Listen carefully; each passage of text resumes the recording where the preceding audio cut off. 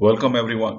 Today we'll be talking about scanning the environment. Remember, we are talking about strategic management, and to conduct a business, we need to understand what is happening in an environment. Environment being classified into two parts, internal and external.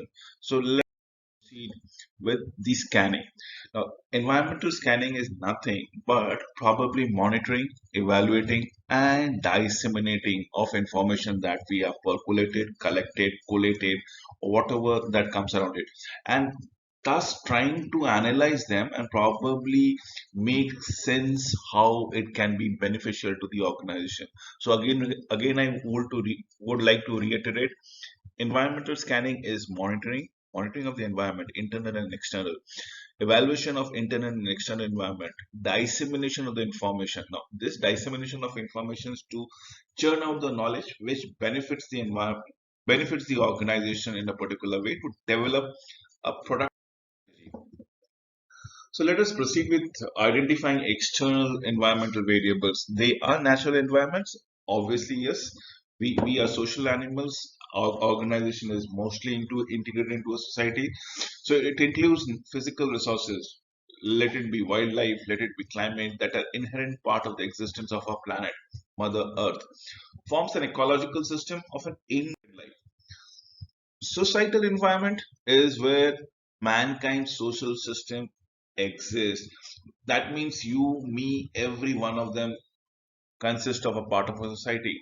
So a general force that do not directly touch on the short run activities of the organization, but over a period of long time, it does have an emphatic impact in the. So external environment variables which are very pertinent is economic, technological, political, legal, socio-cultural, or certain authors see it as a pestle, P-E-S-T-E-L. Some also see it as steep, S-T-E-E-P. One and the same around it. We will be talking about the pestle environment as in political, social, legal, economical, environmental factors in the subsequent few minutes from today. So let us understand the identifying of the external environment with regard to the task environment. Now, these are basically the groups that are directly affecting the corporation, affecting the company, and because it has a direct effect, its repercussion is felt immediately. So it's the government, it can be the local community, the supplier, the competitors, the customers, the creditors, unions, SIGs or special interest group, or trade association. Now, these are the task environment under which the company or the corporation works. Again, repeating it, it's the government, the local or the federal, the local communities, the society in which the organization is being set up, the supplier, the vendors, the competitors, as in the competitions, customers, and customers only, for which we are into the existence of business. Creditors, unions, special interest groups, and trade. Let us talk about the industry analysis and in-depth examinations of key factors within the corporate tax environment is what the industry analysis is all about it. Now, out in industry, there might be a number of competing companies. Now, competing companies may be of equal size, may be not of an equal size, but may have an influence. You think about it, and it will tell it to you how big the competition or how big the about it. Did I say a pestle analysis or steep analysis? Here we go. Monitoring trends in societal and natural environment is all about steep analysis. Again, repeating it, socio-cultural, technological, economical, ecological, and political legal forces. Now, talking about political legal forces, if the governments decide to change the rule, definitely, and that rule might be detrimental or that rule might be beneficial to the organization. So you need to skew your decisions accordingly. Similarly, people might get ecologically very sensitive. It might be detrimental to the ecology, or it might aid to the ecological development. And depending upon it, you need to take a decision. Sociocultural is the acceptance of the society about a particular modus operandi of an organization. Depending upon then, you need to take decisions. How will you go about it? So allow me to give certain variables in societal environment. Let's say in socio-cultural, it can be a lifestyle changes, it can be career expectations, consumer activism, rate of family formation. Now, rate of family formation earlier times, let's say 50, 60, or even 100 years back, family was people used to get married way earlier. And look at what is happening. People are deferring marriages. Probably might stay single all the way, or the very concept of family might get disintegrated in next 100 years time. So this rate of family formation has a direct relation to the growth rate of population, age distribution of population, regional shift in population, life expectancies, birth rate, pension plans, healthcare, level of education, living wage, unionizations, as the case might be. Then comes technological. Total government spending for research and development, total industry spending for research and development, focus of technological efforts, patent protection, new products, new developments in technology, transform from labs to marketplace, as in what was done in a controlled environment, we are letting it out into the marketplace to find its own spot under the sunlight. The product I'm talking about, we're talking about productivity improvement through automations, obviously, yes, internet availability, telecommunication infrastructure, and computer hacking activity. Now, these were all clubbed under technological. I'm just giving you certain variables, and believe me or not, these are incomplete variables and will change and will get evolved and will get upgraded with due courses of time. Economics will be GDP trends or global domestic products,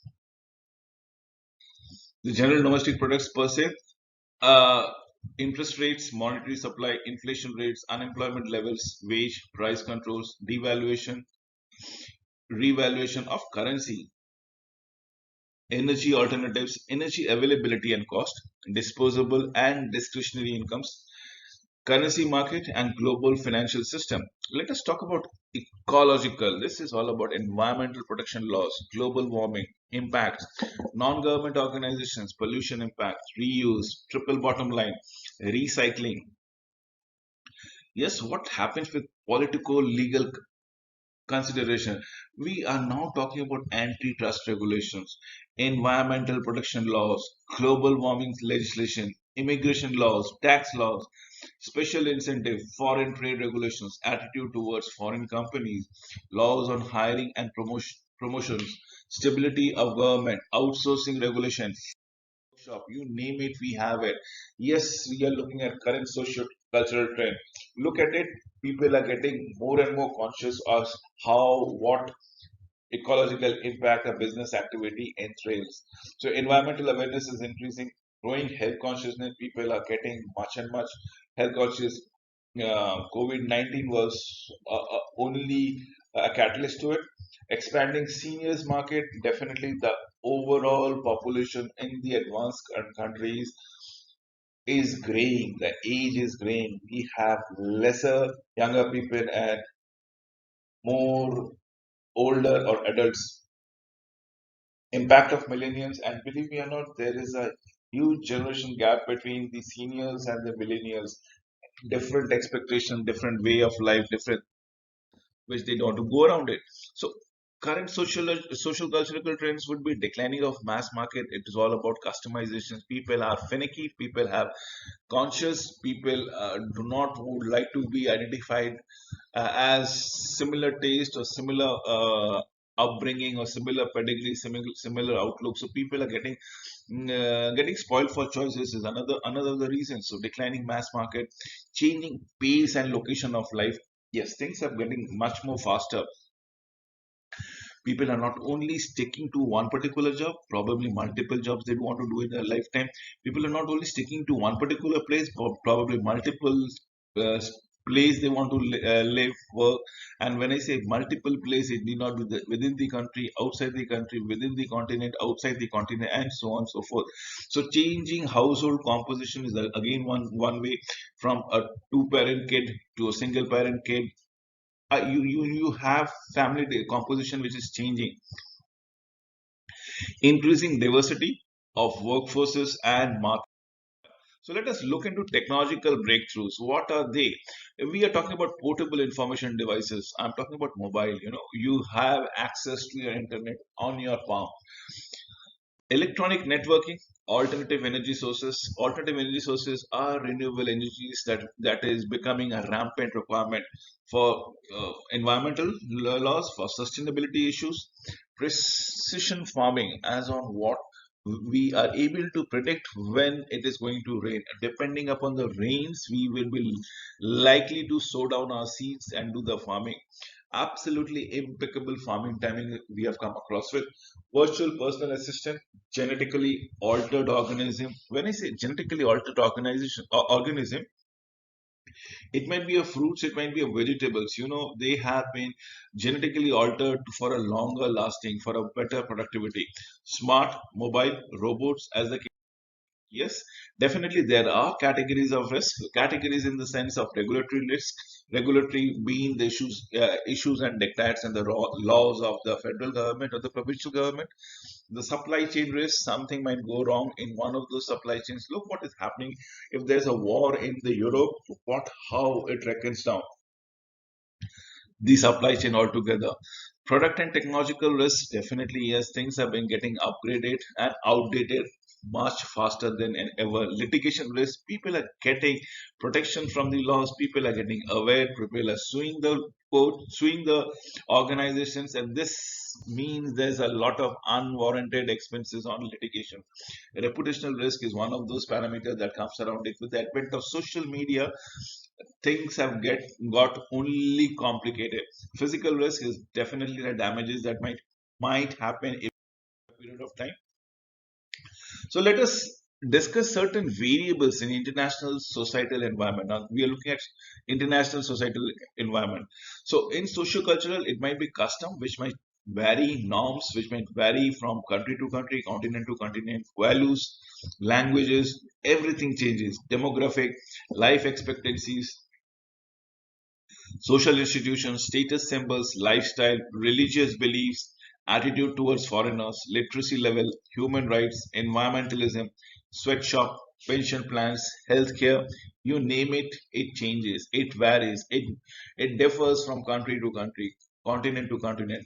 The first world country, the second world country, the developing countries, and so on and so forth. There's a huge gap in between as far as socio-cultural variables are concerned. Let us look into the technological variables too. So, for example, regulation of technological transfer, energy availability, cost, natural resource availability, transportation networks, skill level of workforce, patent trademark protection, internet availability, telecommunication infrastructure, computer hacking technology, and obviously new energy sources.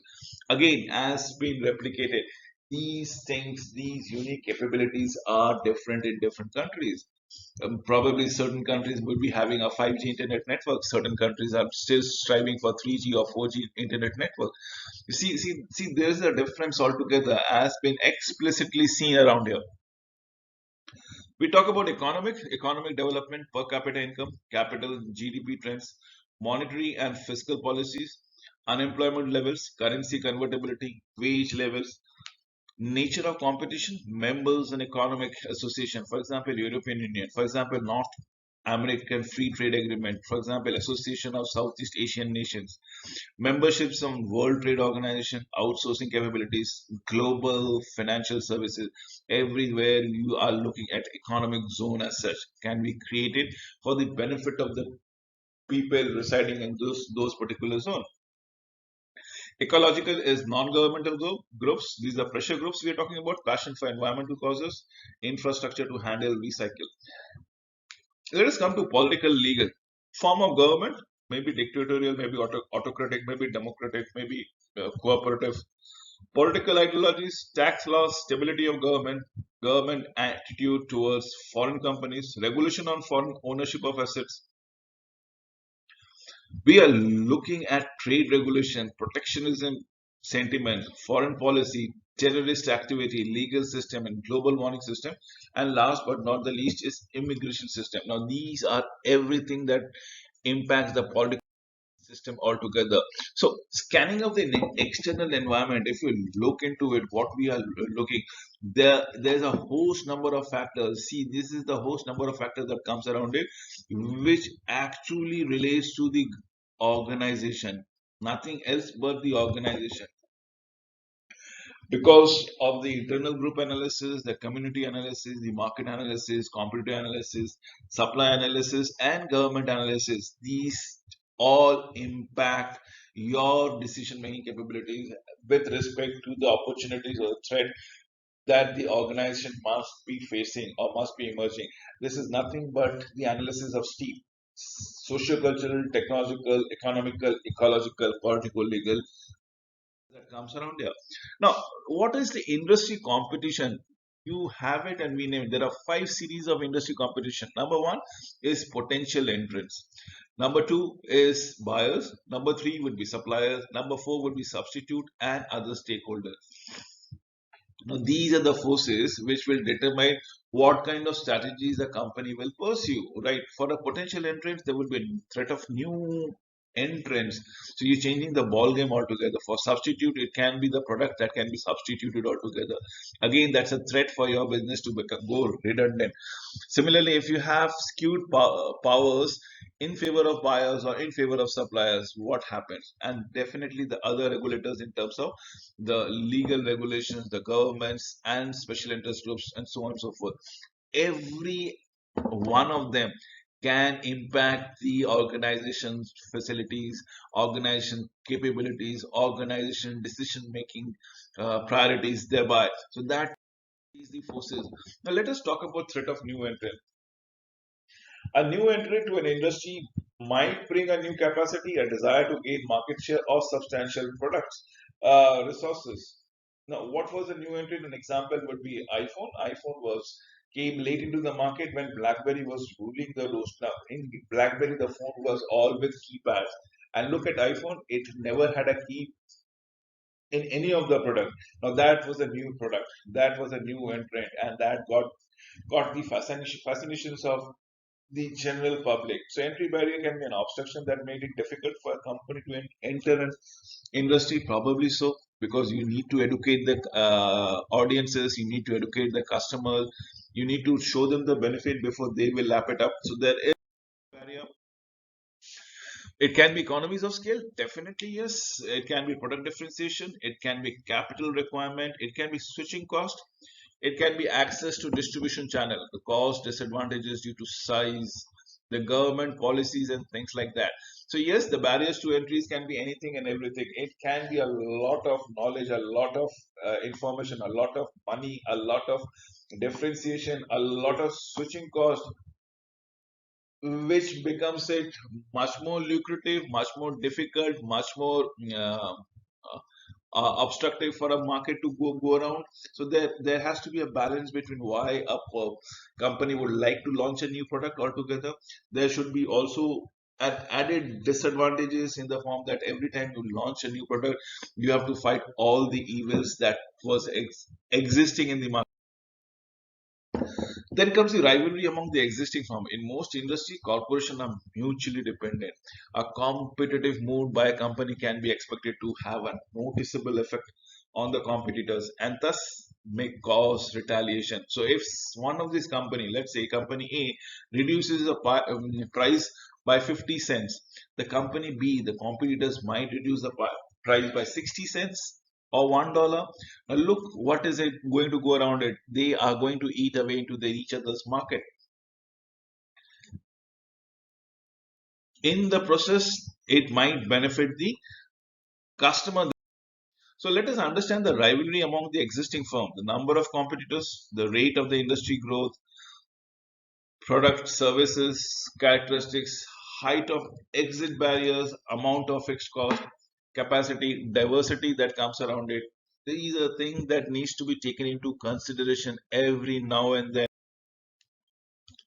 We'll talk about the threat of substitute products or services. Substitute product, a product that appears to be different but can satisfy the same need as of that of another product. The identifications of the possible substitute product means searching for a product that can perform the same function even though they have a different appearances. This is that needs to be understood.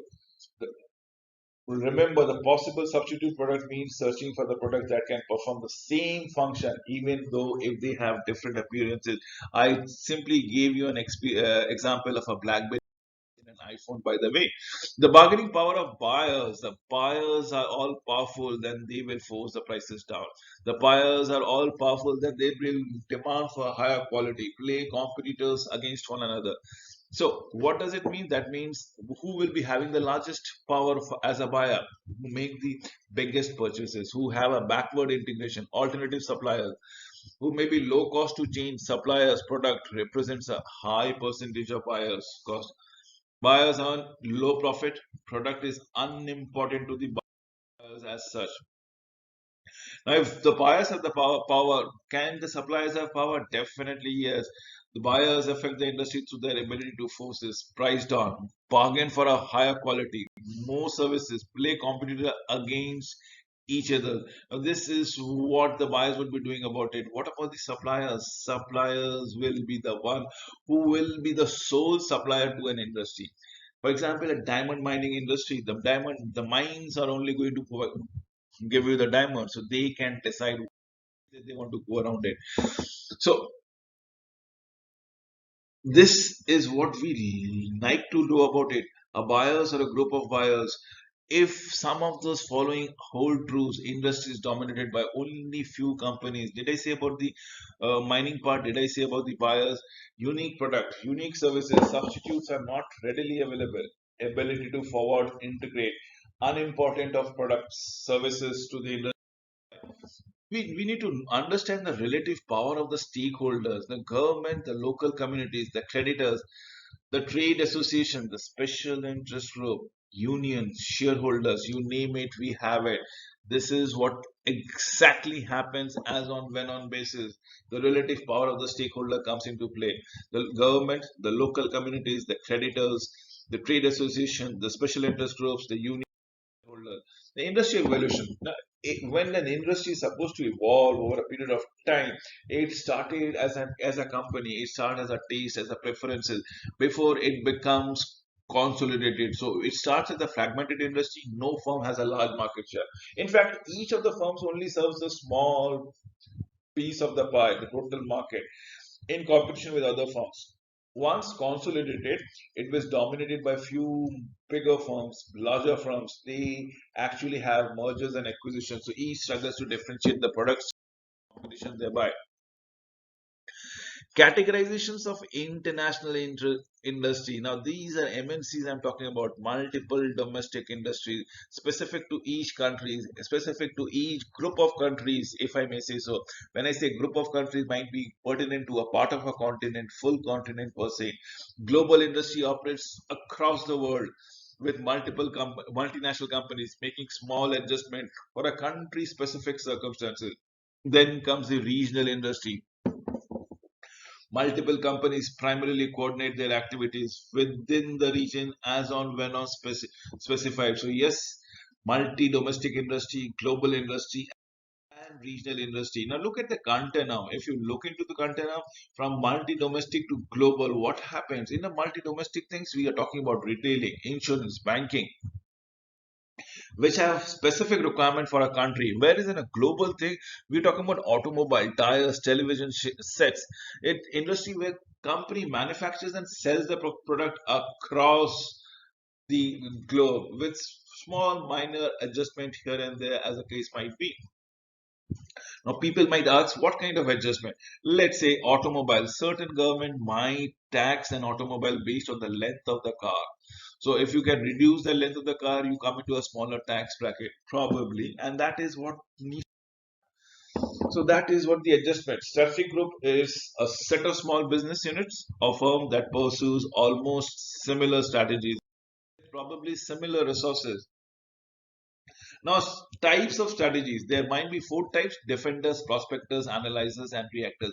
Defenders are interested in improving their efficiency. Prospectors are trying to find up a new product, new market. So they are into product development. Analyzers would be focusing on at least two different products market is as in testing A, B analysis thereby. Reactor is lack of consistent strategy, structure, culture, relationship thereby. That is what reactors would be always across with it. Hyper competition, market stability is threatened by a shorter product life cycle, short product design, cycle, new technologies, frequent entry by unexpected outsiders, repositionings of incumbent, and tactical definitions of market boundaries as diverse in industry merge together. That is what we are looking for: market stability. We are looking, if the product life cycle is shorter, if the design cycle is shorter, if new technologies can be brought in, if frequent entry can be expected by outsiders. This is nothing but hyper competition, keeping all the companies on their toes, using key success factors to create an industry matrix. As in, thing, what is KSF? That is the variable that makes a comprehensive analysis of the positions of companies within a particular per se. Look, this is what I meant by an industry matrix. This will summarize the weightages. Now we have key success factor. That can be a number of success factors. It might be quality, it might be cost, it can be accessibility, and I'm just giving you an ideas for it. And you can give certain weightage to quality, certain weightage to accessibility, certain weightage to cost, and then ask company A to rate the weightage score. The rating can come. The total added weightage should be one, absolutely one. Now, this once the rating has been done on a scale of 5, probably the weighted score, the company B weighted score, and the weighted score comes around it. So every company, this is company A, this is company B, that comes around here. So we'll be able to understand or develop a competitive intelligence as a major formal programs for gathering information of the company's competitors, also called as the business intelligence. Sources of competitive intelligence is information brokers, internet, industrial espionage, and investigative services thereby. So there are many agencies that will come up, churn up the information, make the data ready, collate it, and present it in a particular knowledgeable fashion. It's useful information. So forecasting technique of static management would be extrapolation of what have exactly happened past decade, past year, past quarter, past month. Brainstorming is exactly where expert can come and decide upon what can be the alternative solutions, alternative situation. Expert opinion is definitely one of those techniques. Delphi technique is another form of brainstorming where people are working, storming, coming up with an answers in isolation. Brainstorming, everybody works together in a group. Statistical modeling is one of those things. Prediction market, as in what advanced countries have been following, probably developing countries are going to follow the suit, and the cross impact analysis thereby. With this, I come to an end of this particular presentation. Thank you for watching this video till the very end.